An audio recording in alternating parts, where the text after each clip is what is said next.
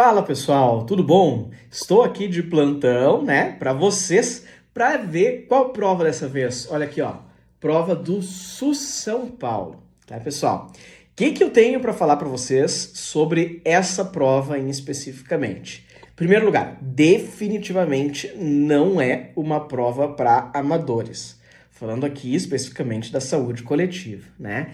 É uma prova muito bem feita, muito elaborada, cada questão no seu devido lugar, abrangendo diversos assuntos dentro da saúde coletiva, desde SUS, medicina de família e comunidade, epidemiologia pura e aplicada, mas também questões, né, de clínica, não de clínica médica, da especialidade clínica médica, mas de clínica em geral. Então, questões aí de obstetrícia, questões de clínica médica, questões de pediatria, inseridas dentro da prova de saúde coletiva. O que, normalmente, é muito bom, né? A gente quer, na verdade, que a medicina preventiva seja aplicada no dia a dia, né?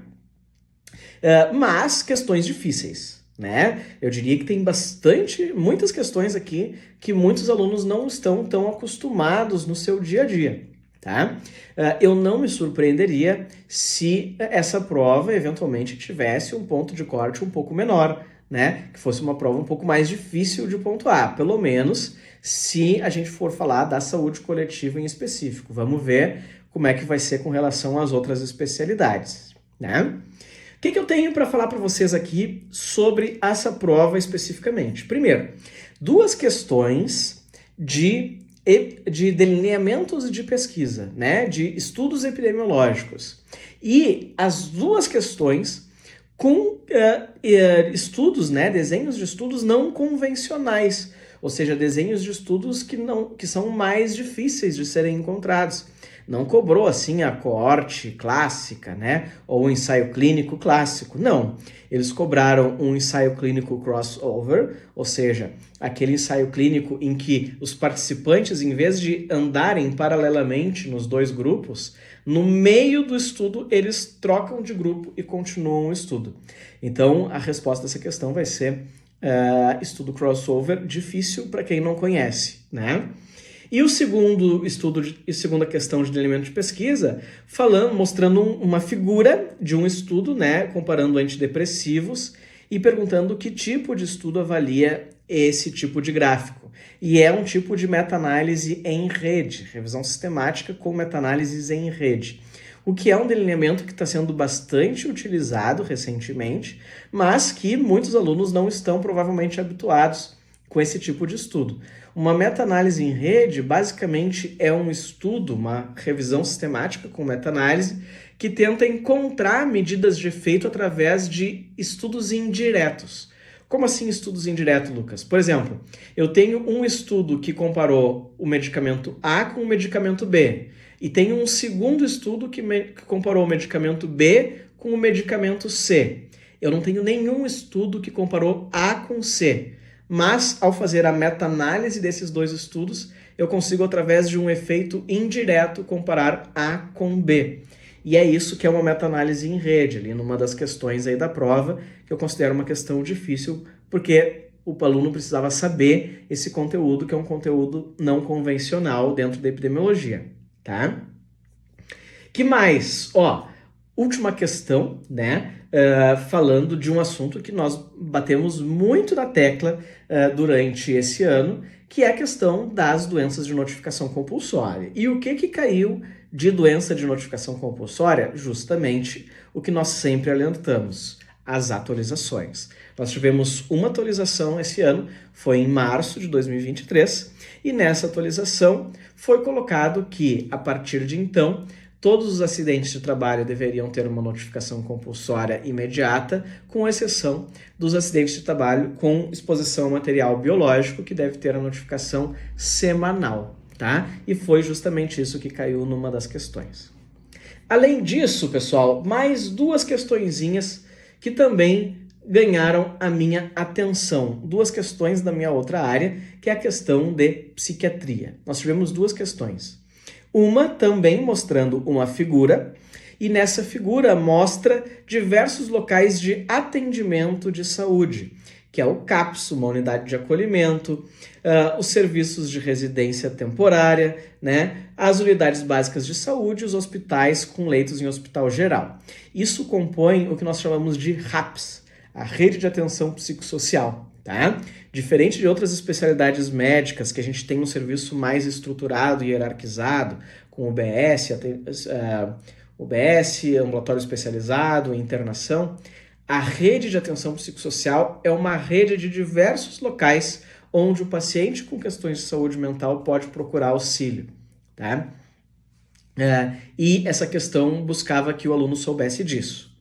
E a segunda questão sobre saúde mental é uma outra questão que mostrou um gráfico com o aumento da incidência de autismo, né? E pergunta por que teve esse aumento da incidência. Uma questão bastante polêmica, porque a grande verdade, se nós formos ao pé da letra, né, ninguém sabe por que tem um aumento do diagnóstico de autismo, né? Nós não temos ainda esse dado assim com tanta certeza, tá? Um dos componentes que não dá para negligenciar, sem dúvida, é a questão dos critérios diagnósticos do DSM-5, né? A partir do DSM-5, houve uma mudança no entendimento do autismo, passar de diagnósticos categóricos para um diagnóstico único de um espectro de autismo, né? Transtorno do espectro autista, em que muitos críticos avaliam que houve uma flexibilização e parte do aumento da incidência por conta disso. O que fala contra a alternativa que contém essa informação nessa questão específica? Primeiro, tá, é que esse gráfico mostra que o aumento da incidência de autismo vem de muito tempo atrás, enquanto o DSM-5 ele foi lançado em 2013. Olha que pegadinha nessa questão, né? Então, o diagnóstico de autismo ele vem aumentando desde antes do lançamento do DSM-5, né? Além disso, a alternativa que apresenta essa informação também fala em diagnóstico precoce antes dos 6 meses. Galera, fazer diagnóstico de autismo antes dos 6 meses é bastante difícil, né? Especialmente para casos leves a moderados, é bastante difícil, se não impossível, eventualmente, tá? E a única alternativa que apresenta explicações razoáveis é a alternativa que fala em aumento da divulgação de informações sobre TEA na população e o aumento da aplicação de escalas de rastreamento validadas. As outras todas apresentam alguma informação que é incorreta, como diagnósticos através de testes genéticos, né, ou diagnósticos até mesmo por professores. O diagnóstico é feito por profissionais de saúde mental, psicólogos, psiquiatras e assim por diante. Tá, galera? Então, olha só, uma questão extremamente bem feita. Acho que vai selecionar uns bons alunos. Então, acho que quem tá preparado para essa prova vai se dar bem, né? Mas é uma prova difícil mesmo, tá? É uma prova com as suas complicações, não é para amadores, como eu já tinha falado. Beleza? A gente fica aqui à disposição para vocês. Para qualquer eventual recurso, nos mandem, que a gente vai tentar responder o quanto antes. Beleza? Um grande abraço para vocês e tenham um ótimo dia. Olá pessoal, tudo bem? Aqui é o professor Cássio Rubrit para falar com vocês sobre a prova do Sul São Paulo. Essa foi uma prova, da parte de cirurgia geral pelo menos, foi bem tranquila, poucas polêmicas, tá? Mas tem aqui duas questões que podem receber recurso para anulação, tá? A primeira questão é uma questão que fala sobre o projeto Acerto. Vou ler aqui para vocês, é a questão 28. Ela fala assim: de acordo com o projeto Acerto, assinale a alternativa incorreta quanto ao grau de recomendação e a força de evidência. E aí já começa o problema, pois nenhuma das alternativas traz grau de recomendação e força de evidência. Nenhuma delas, tá? E aí começa um Ctrl+C, Ctrl+V do projeto Acerto. Então, tanto A, B, C, D e E estão exatamente idênticas, né? Vocês vão ver aqui os recortes do projeto Acerto estão idênticas ao que diz no projeto Acerto, tá? Só que você pode perceber que talvez o gabarito aqui da banca seria a alternativa E, porque é a única recomendação que o grau de recomendação e a força de evidência não são altos, tá? No caso aqui da alternativa E, Ambos são baixos, tá? O grau de recomendação é fraco e a força de evidência é baixa. Então, por isso, provavelmente, se justificou o gabarito da banca. Mas, não importa, não é isso que o enunciado perguntou. O enunciado pediu para você falar o que está incorreto quanto ao grau de recomendação e força de evidência. Ele não falou, não citou aqui nas alternativas qual o grau de recomendação e força de evidência para você poder falar se está certo ou não com relação àquilo, entendeu? A menor força de evidência é a questão da pré-habilitação, que é o que diz a alternativa E. Mas isso também não quer dizer nada, né? Não diz que está errada essa alternativa. Então, por isso a gente pode pôr um recurso aqui para anulação. Outra questão um pouco polêmica foi a 40. Fala que tem uma recém-formada que está numa unidade de resgate avançado com todos os materiais disponíveis e vai atender um adulto caído em via pública, tá? E olha só, fala aqui no enunciado que o paciente tinha indicação de intubação orotraqueal. Não é bem claro aqui. Não fala que o paciente precisava de uma via aérea definitiva. Fala que o paciente precisava de uma intubação orotraqueal. Por que motivo? Não sabemos, tá? Então ele precisa de um suporte ventilatório. Se é via aérea definitiva ou não, não dá para ter certeza aqui, tá? E aí diz que a Fernanda tentou intubar o paciente 3 vezes e não conseguiu. O que a gente vai fazer então, tá? Então aqui depende do que o enunciado quer dizer. Se a intenção era dizer que o paciente precisava de uma via aérea definitiva, então a opção aqui seria cricotireoidostomia cirúrgica. Agora, se a opção, se o enunciado, a intenção do enunciado foi dizer que o paciente precisava de um suporte ventilatório, então eu posso, segundo o algoritmo do ATLS, que vocês vão ver aqui na tela, eu posso considerar um dispositivo extraglótico, e aí entra o combitubo, tá? Isso é uma opção. Então eu posso considerar isso, mas eu também posso fazer a cricotireoidostomia, tá? Então, essa é uma questão que tem grande chance de ser anulada, porque ela traz várias possibilidades. Primeiro, dependendo do intuito do enunciado, se é suporte ventilatório ou via aérea definitiva, e falar que o paciente precisa de intubação, não dá para saber qual dos dois é. E segundo, o paciente pode ser submetido a mais de um dos procedimentos aqui, dependendo da condição, tá? Então é uma questão bem problemática. Vamos tentar anular essa aqui, tá? Então, a princípio, essas duas foram as únicas questões que a gente identificou assim que trazem problemas mais sérios que poderiam justificar uma anulação, tá? Mas fora isso, a prova foi bem tranquila. Tiveram algumas questões meio incomuns sobre temas que não são muito usuais, tá? Mas em geral foi uma prova tranquila. Eu acho que você não deve ter tido dificuldade em resolver pelo menos a parte de cirurgia, tá? Então é isso, pessoal. Vamos fazer esses recursos aqui. Um abraço para vocês e até a próxima. Olá, pessoal, tudo bem? Tô aqui hoje para falar um pouquinho sobre a prova de Clínica Médica do SUS São Paulo. Eu achei uma prova muito bem elaborada, com questões fáceis na sua maioria, né? Uma ou outra de dificuldade média, eu diria. Não foi uma prova que a gente encontrou recursos na parte de clínica médica e cobrou vários assuntos que eu julgo importantes para o médico generalista, para o R1 de clínica médica e para o R1 de uma forma geral, né? Então, a gente encontra na parte de clínica médica questões de semiologia muito bem elaboradas e, de uma forma geral, fáceis de serem respondidas. A gente encontra muito na prova também questões de infectologia e questões da sala de emergência.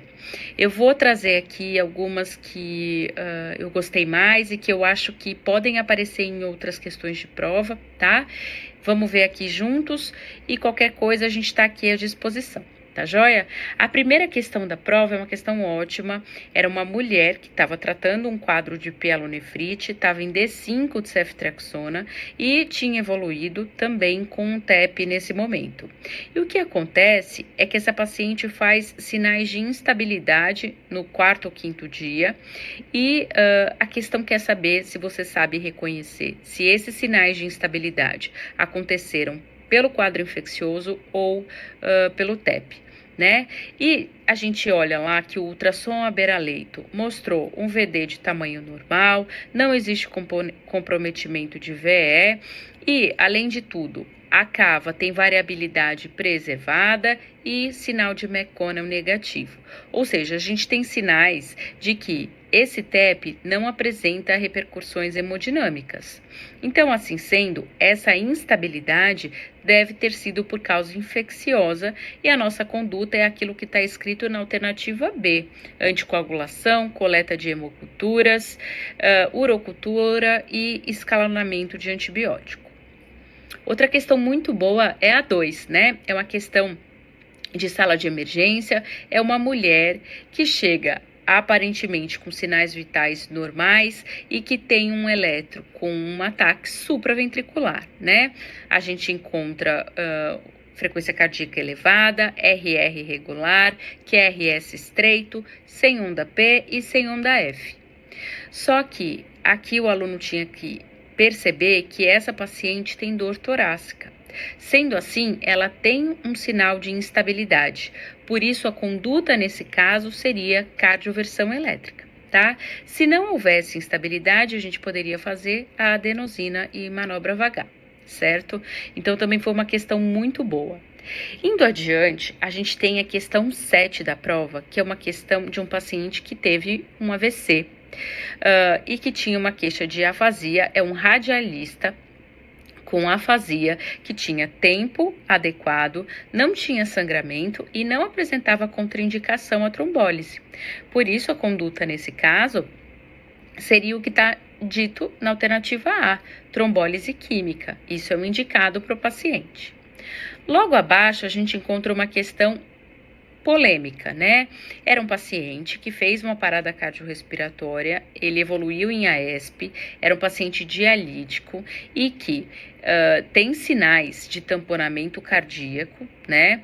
Ele fez bolhas hipofonéticas, tinha sinais no ultrassom e, além disso, ele tem um potássio de 6,1. E aí ele queria saber qual era a medida que evitaria uma nova parada. A medida imediata seria a punção de Marfan, tá?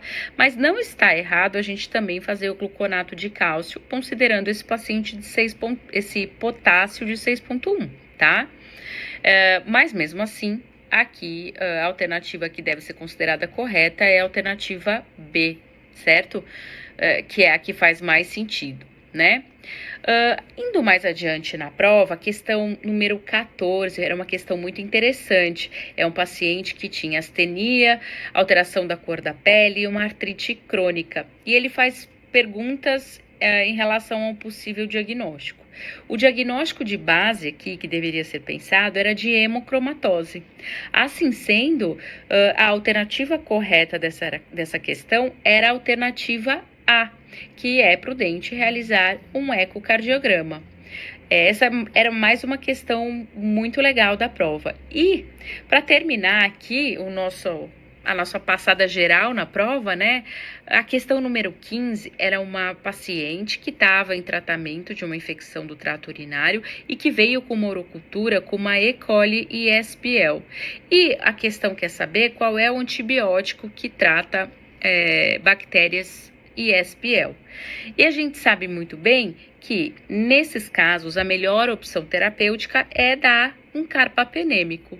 Sendo assim, ficaria fácil dizer que a alternativa correta dessa questão é a alternativa C, ertapenem, 1 grama intramuscular ou endovenoso. E só para finalizar, a questão 18 era uma paciente de 37 anos que era lúpica e que não estava com controle pressórico adequado, né? E aí ela já tomava losartana, lodipino e hidroclorotiazida. E a questão te traz que ela tem um potássio de 5,9. Eu posso manter a losartana? Não. E além disso, eu posso usar espironolactona? Também não. Então, nessa questão, a gente ficaria entre a alternativa C e E. Por que a gente escolheu marcar C?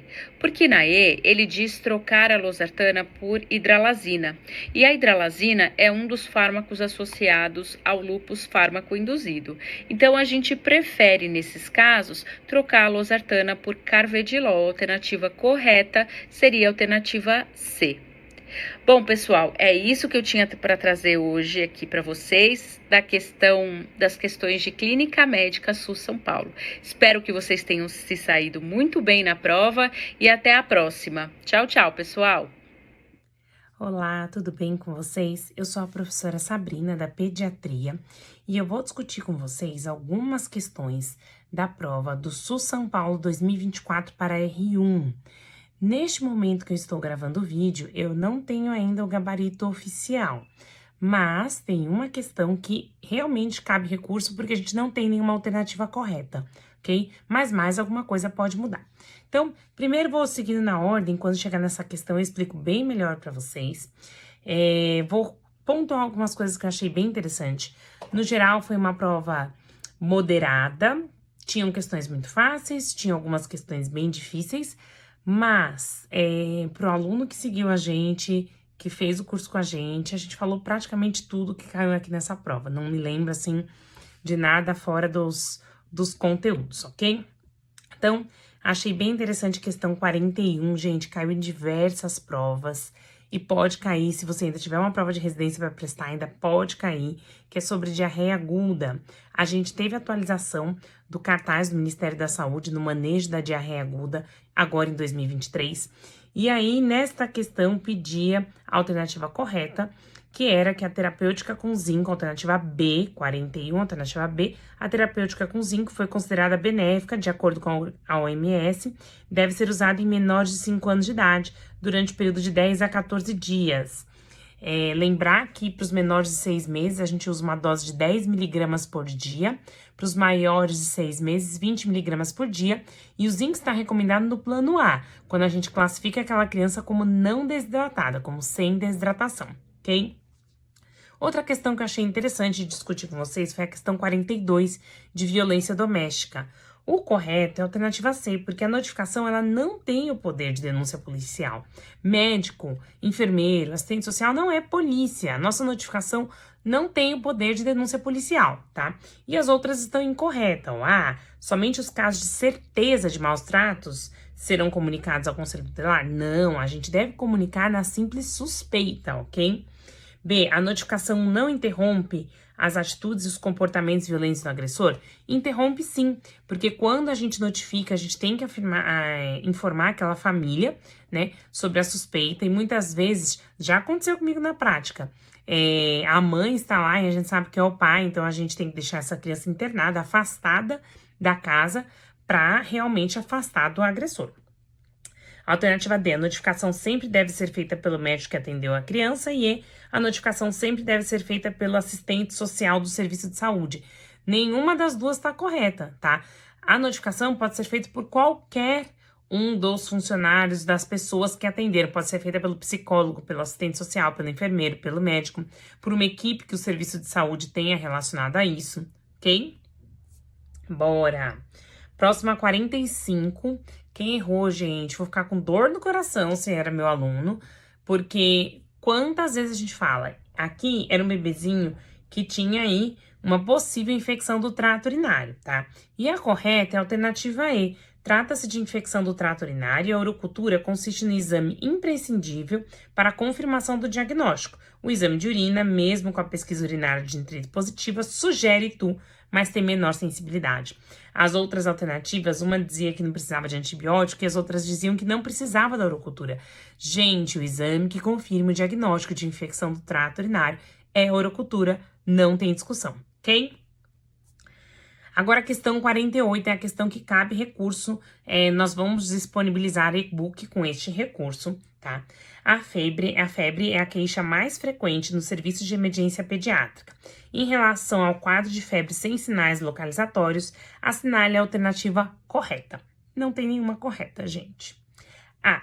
Considerando-se o padrão de sensibilidade dos agentes da comunidade e a faixa etária da criança, a maior parte dos pacientes acima de 60 dias de vida pode ser tratada por via oral em regime ambulatorial, não havendo diferença na efetividade terapêutica da via oral parenteral.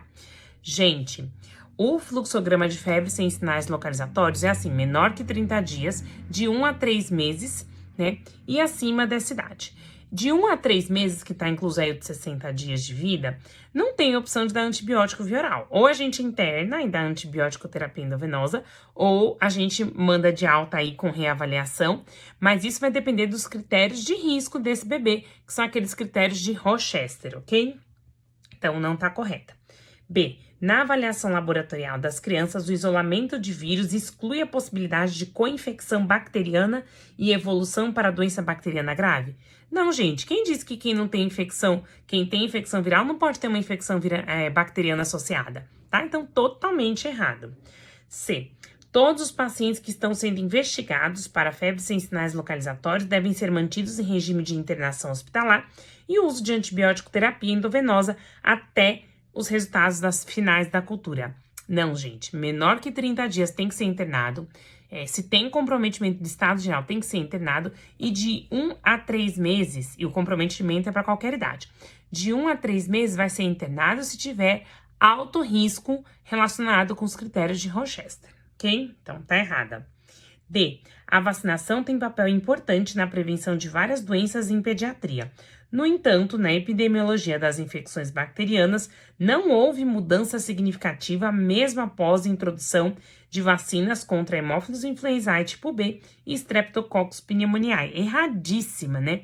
Tanto que no fluxograma de febre sem sinais localizatórios, a gente tem lá vacinação completa ou vacinação incompleta, porque a vacinação incompleta aumenta o risco dessa criança ter uma infecção bacteriana grave, que é isso que a gente fica preocupado numa febre sem sinais localizatórios.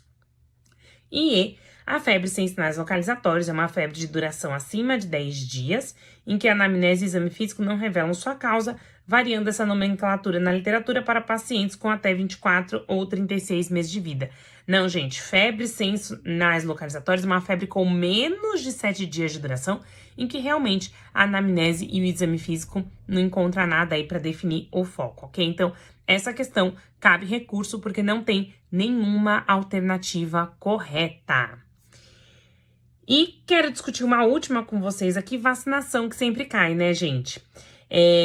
Questão 53, correta alternativa B. Nas vacinas contra a coqueluche, o componente pertussis está associado ao maior número de reações adversas. Sim, é ele que a gente tem mais medo, mais preocupação, como febre, irritabilidade, sonolência e eventos graves, como a síndrome hipotônico-hiporresponsiva e a convulsão febril. As vacinas acelulares diminuem o risco desses eventos, mantendo eficácia semelhante às células inteiras. Perfeito, as vacinas acelulares, elas estão disponíveis na rede privada, tá? É recomendada pela Sociedade Brasileira de Pediatria. E se uma criança que se vacina pelo SUS tiver algum desses efeitos mais graves relacionado ao componente pertussis, a gente pode encaminhar para o Centro de Referência de Imunobiológicos Especiais para que ela receba a vacina acelular. Ok? Então, é isso que eu queria falar da prova do SUS. Espero que vocês tenham ido bem. E se tiver mais alguma questão aí depois que sair o gabarito oficial que a gente tenha que falar, a gente volta aqui para contar para vocês. Até mais! Prova do SUS São Paulo. Gostei bastante da prova, achei que foi uma prova bem elaborada. Na minha avaliação, as questões de obstetrícia estavam mais difíceis que as de ginecologia. Ginecologia teve muito dessa pegada assim, né, de fazer ultrassom transvaginal para paciente com sangramento pós-menopausa ou paciente sem sangramento, usando tamoxifeno, se deveria fazer ou não, né? Nem tinha que ter feito esse ultrassom, porque não se rastreia câncer de endométrio. Então, se a paciente está assintomática, não tem que fazer nada, não tem nem que pedir ultrassom. E se ela está usando tamoxifeno, né, um endométrio de 8 milímetros é esperado, a gente não teria que investigar esse endométrio. Então, achei uma prova muito bem feita, tinha questões bem básicas, assim, do tipo paciente com ovário policístico, com sobrepeso, o que tem que fazer se ela quer engravidar, tem que modificar o hábito de vida, né, essa é a primeira conduta sempre. E tem uma questão que a gente ainda não tem aí a resposta, né, mas que eles colocaram como 72 horas, uma das alternativas, né, como 72 horas para o uso do anticoncepcional, da anticoncepção de emergência, né, que é o levonorgestrel. Na verdade, a maior eficácia é dentro das primeiras 72 horas, mas a gente tem até 120 horas, né, que são 5 dias para poder indicar a anticoncepção de emergência. Então, essa questão, se for dada essa alternativa como correta, a gente tem recurso, certo? Mas vamos esperar aí vir o gabarito oficial, porque se for dada essa, eu já escrevi o recurso para vocês, se for realmente essa a alternativa que a banca divulgue, né, como correta. Em relação à prova de obstetrícia, gente, apesar da prova estar super densa, super difícil, assim, mais do que o usual, eu não achei nenhuma questão passível de recurso. Tem uma que o pessoal tem me perguntado muito, que é sobre exames de pré-natal, né, que eles colocam ali tipagem sanguínea, rastreio, né, das infecções, glicemia, mas eles não colocaram exames de urina. Na verdade, eles é aquela coisa de saber fazer questão de prova, né, gente, eles não estão dando pra gente, não citaram o exame de urina, mas assim, é adequado solicitar tal e tal exame. Bom, se omitiu um exame, aquilo que foi citado é adequado. É questão objetiva. Prova objetiva, você tem que olhar ipsis literis aquilo que está escrito na alternativa. Se aquilo é validado, se aquilo é correto, deu, né?